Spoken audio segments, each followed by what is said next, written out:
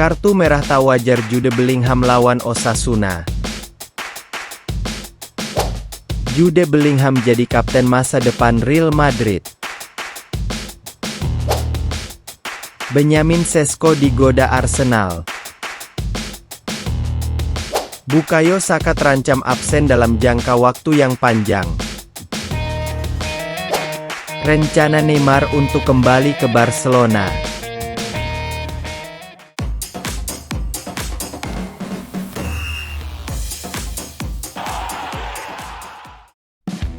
Pelatih Real Madrid, Carlo Ancelotti, mengeluhkan keputusan wasit Munuera Montero pada pertandingan antara tuan rumah Osasuna versus Real Madrid dalam laga lanjutan La Liga 2024 hingga 2025. Juru taktik asal Italia itu menyebut sang wasit tak becus berbahasa Inggris. Baginya, keputusan wasit memberikan kartu merah kepada Jude Bellingham karena salah menerjemahkan kata yang dilontarkan pemain asal Inggris itu. Ia menilai, wasit tak memahami kata kasar yang dilontarkan Bellingham. Dalam pengertian Ancelotti yang pernah menukangi dua tim Premier League, Chelsea dan Everton, kata yang keluar dari mulut Bellingham bukan ditujukan kepada wasit, melainkan untuk dirinya sendiri atau ungkapan kesal tanpa ditujukan kepada orang lain. Ancelotti tampaknya sulit menerima hasil ini karena Real Madrid mengalami kerugian besar setelah timnya bermain imbang 1-1. Hasil kurang memuaskan ini membuat Madrid tak hanya kehilangan 3 poin penting untuk menjauh dari kejaran para pesaing papan atas, tapi juga kehilangan Bellingham dalam 2 pertandingan berikutnya. Di awal laga ini, Madrid bermain sangat baik dengan mendominasi penguasaan bola dan penyerangan. Pemuncak klasemen Liga Spanyol itu bahkan memaksa Osasuna lebih cenderung bertahan menyusul serangan bergelombang yang mereka lancarkan. Los Blancos pun berhasil unggul lebih dulu pada menit 15.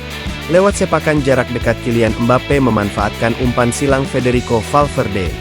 Dalam kondisi unggul, Real Madrid tak menurunkan intensitas serangannya. Para pemain Madrid terus memberikan ancaman bertubi-tubi ke jantung pertahanan tuan rumah. Namun, situasi berubah. Osasuna mendapatkan keuntungan setelah Real Madrid harus kehilangan Jude Bellingham. Meski mampu mempertahankan keunggulan hingga babak pertama, gawang Madrid akhirnya bobol lewat titik putih yang dieksekusi dengan baik oleh Ante Budimir di menit 58. Penalti ini diberikan setelah wasit dengan tinjauan VAR menilai Eduardo Camavinga melakukan pelanggaran terhadap Ante Budimir di kotak terlarang. Skor 1-1 ini bertahan hingga pertandingan berakhir. Madrid memang masih memimpin klasemen sementara La Liga dengan 51 poin.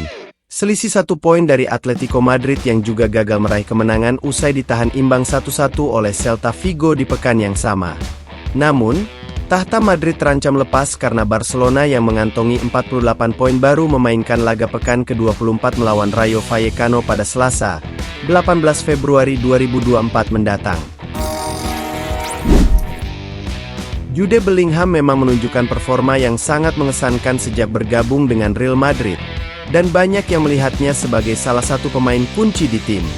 Pendapat Carlo Ancelotti mengenai potensi Bellingham untuk menjadi kapten Madrid sangat beralasan, mengingat mentalitas dan kemampuannya di lapangan. Bellingham memiliki karakter yang kuat, kemampuan untuk memimpin, serta kedewasaan yang melebihi usianya. Semua atribut ini sangat penting untuk seorang kapten, terutama di klub sebesar Real Madrid yang memiliki sejarah dan tradisi yang kaya. Jika dia terus menunjukkan performa yang konsisten dan berkembang sebagai pemain, bukan tidak mungkin dia akan diangkat sebagai kapten di masa depan. Selain itu, dengan pengalaman yang dia dapatkan di level klub dan internasional, Bellingham bisa menjadi sosok yang inspiratif bagi rekan-rekannya.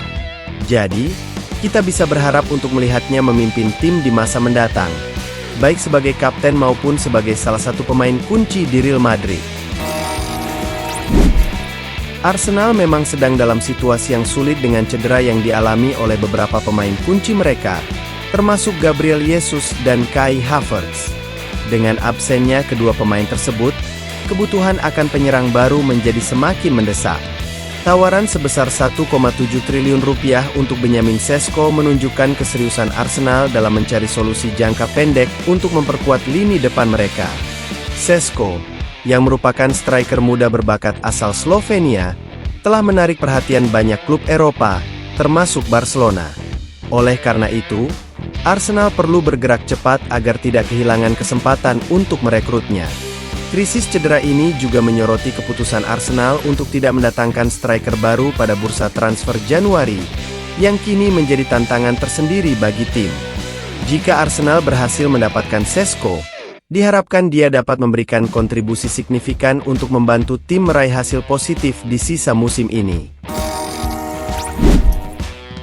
Arsenal kini menghadapi tantangan besar setelah kehilangan Bukayo Saka, yang dipastikan absen selama 8 pekan akibat cedera hamstring kanan.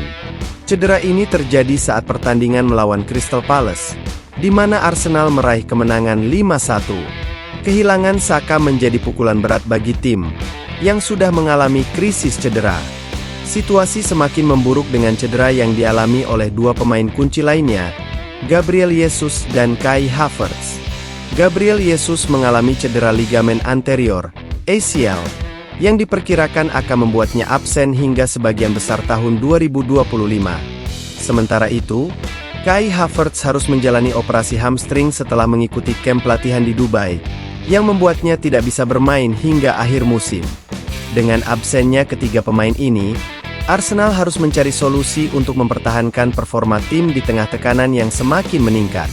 Pelatih dan staf harus bekerja keras untuk memaksimalkan potensi pemain yang tersedia dan mengatasi tantangan yang ada.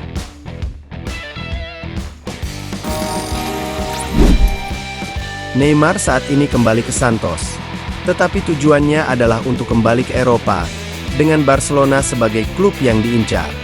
Sejak meninggalkan Barcelona pada 2017, ia sering dikaitkan dengan kemungkinan kembali ke klub tersebut. Neymar dilaporkan ingin memanfaatkan waktu di Santos sebagai langkah awal untuk kembali ke Eropa. Neymar memiliki ambisi untuk kembali ke Barcelona, klub yang membesarkannya. Meskipun harus menerima pemotongan gaji, ia tetap bertekad untuk menunjukkan performa terbaiknya di Santos sebelum kembali ke Eropa. Banyak pengamat berpendapat bahwa karir Neymar mengalami penurunan sejak meninggalkan PSG. Ia berharap dapat menarik perhatian klub-klub besar Eropa dengan penampilan mengesankan di Brasil. Selain fokus pada klub, Neymar juga ingin memastikan tempatnya di skuad Brasil untuk Piala Dunia 2026. Kesempatan untuk kembali ke Barcelona terlihat lebih nyata, tergantung pada kondisi fisik dan performanya. Barcelona sedang mencari winger kiri baru, dan Neymar bisa menjadi pilihan jika ia bersedia menerima gaji yang lebih rendah.